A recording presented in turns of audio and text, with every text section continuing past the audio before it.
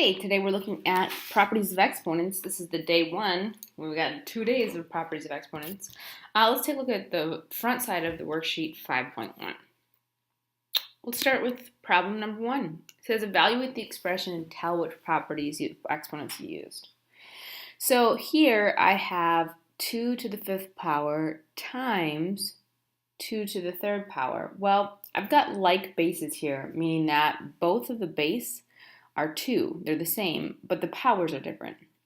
That's the product of powers property, which says that I can keep the base and add the exponents. Then I'll have 2 to the 8th power. And then I gotta grab out my calculator because I don't know what 2 to the 8th power is off the top of my head. So then I punch in my calculator 2 to the 8th power, and I get 256. Now the reason I knew to add my exponent was the product of powers property.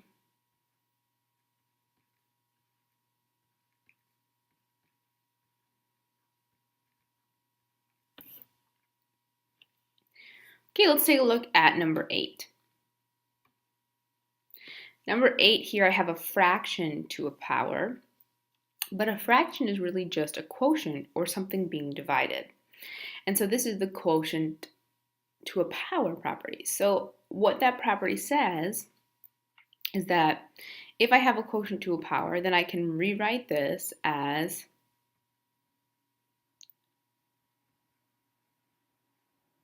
each individual piece to the same power.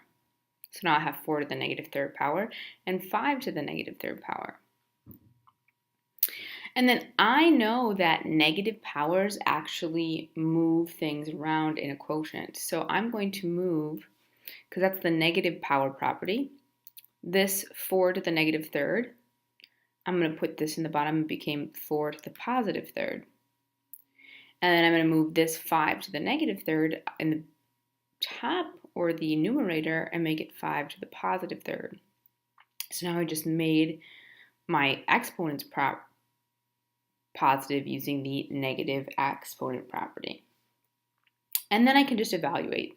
5 to the 3rd is 125, and 4 to the 3rd is 64. So the two rules that I used here was power of a quotient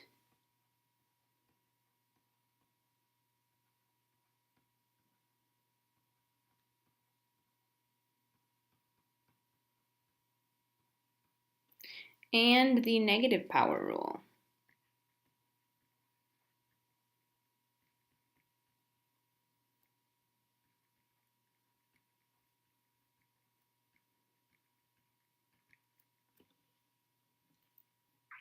If you have any questions, please see Mr. Daniels or I myself, and we'll see you tomorrow for day 2.